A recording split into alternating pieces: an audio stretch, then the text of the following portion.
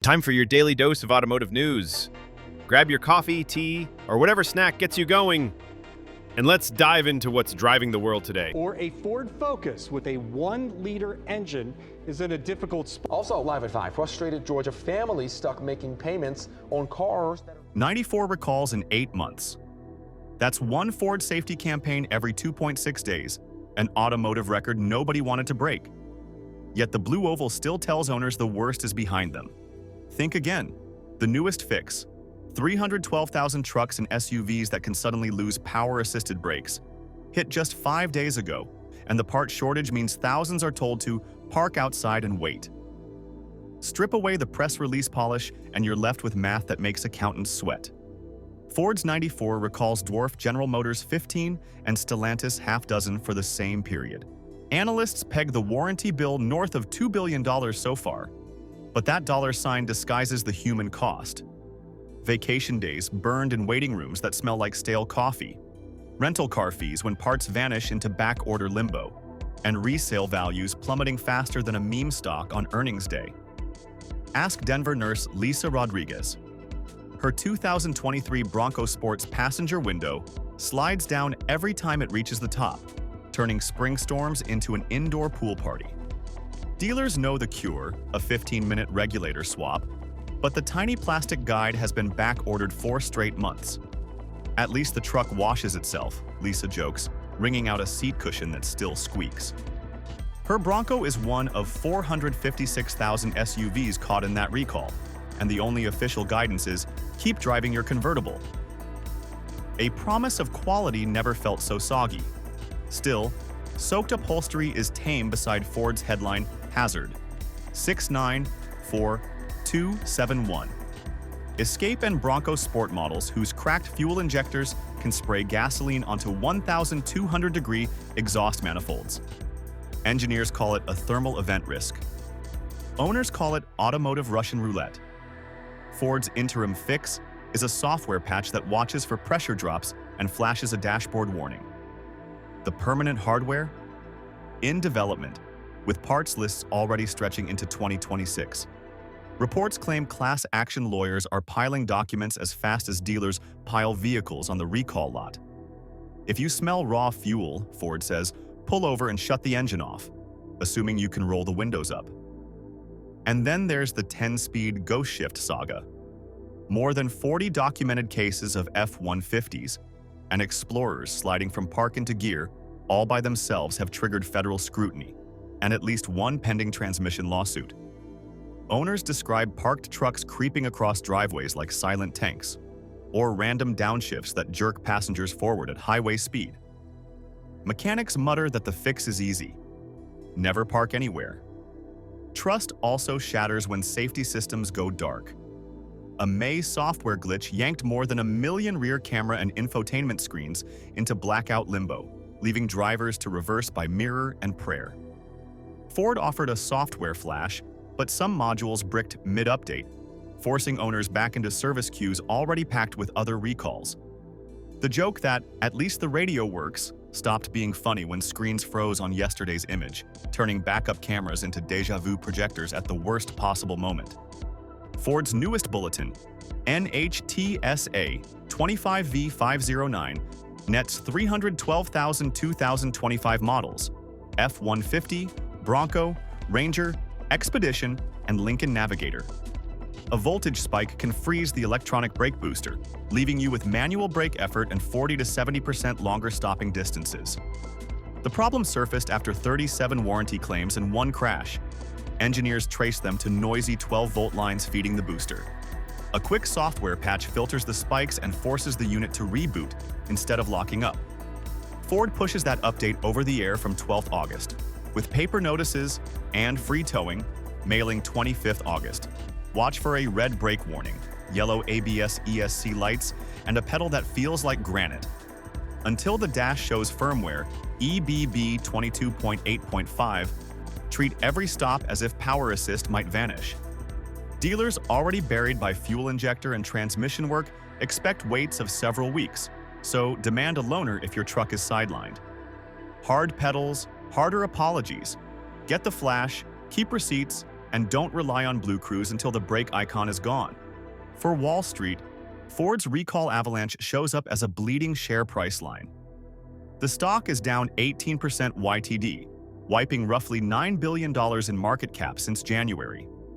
Warranty outlays have already chewed through an estimated $2.1 billion, more than the company spent on EV R&D last quarter, and every fresh campaign forces another balance sheet revision. Lawyers smell opportunity. 2 multi-state class actions, one on ghost shift transmissions, another on fuel injector fires, seek punitive damages in the billions, and at least 17 smaller suits are piggybacking in state courts. Ford has boosted its legal reserve guidance by $500 million and warns investors that recall litigation could remain a material headwind through 2027. Credit agencies have noticed. Moody's revised Ford's outlook to negative, citing structural quality control weaknesses and the risk that recall costs outstrip free cash flow if the pace hits 150-plus campaigns by year-end. All of this erodes brand equity. Once built Ford tough, now trading at a discount to GM and Stellantis in resale value charts and consumer trust polls. The snowball isn't just rolling downhill. It's gathering lawyers, debt downgrades, and red ink as it goes. Shoppers notice. Mustang sales plunged 32% in the first quarter, even as rivals disappeared from showrooms. The electric Mach-E briefly outsold its V8 sibling by 2,000 units last holiday season. Paying BMW money for a pony car with broadcast recall notices no longer feels like living the muscle car dream. Dealers whisper that the Mach-E moves metal, but even they admit it's a form of automotive grave robbing, reviving an icon's badge while the real horse limps.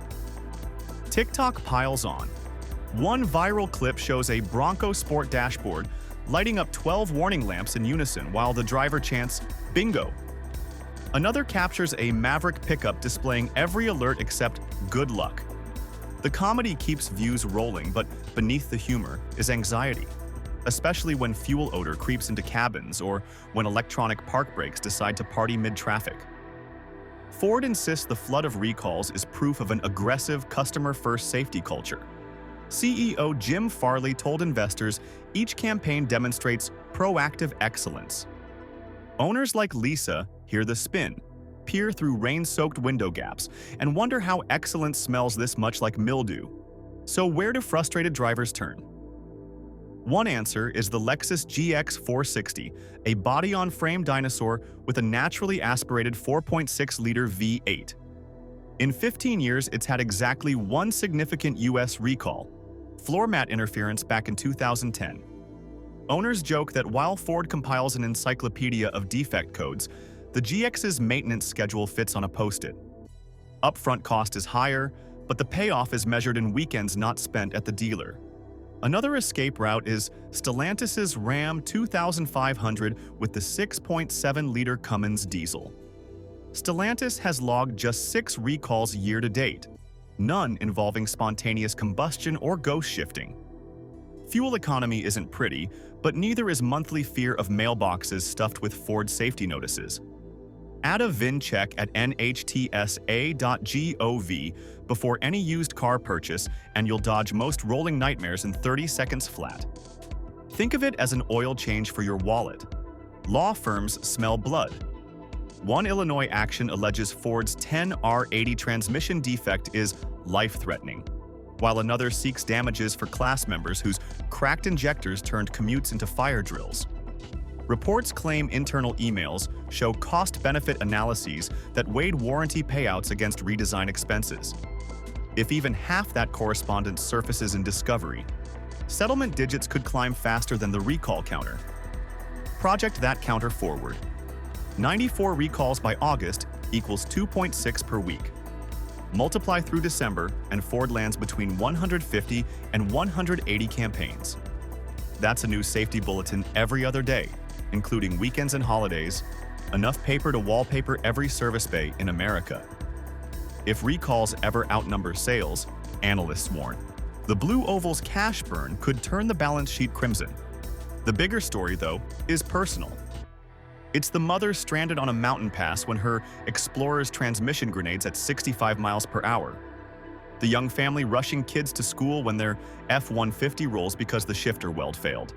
The countless vacation days traded for dealership coffee and rental car keys. These aren't anecdotes. They're the lived experience behind the statistics. Which raises the question, how did a 120-year-old company celebrated for mass production mastery lose control so completely? Insiders blame supply chain whiplash, overambitious software rollouts, and the sprint to electrification outpacing validation testing. Critics point to executive bonuses tied to launch deadlines and cost-cut targets. Whatever the root cause, one truth looms. You can't over-the-air update a cracked fuel rail. So what now?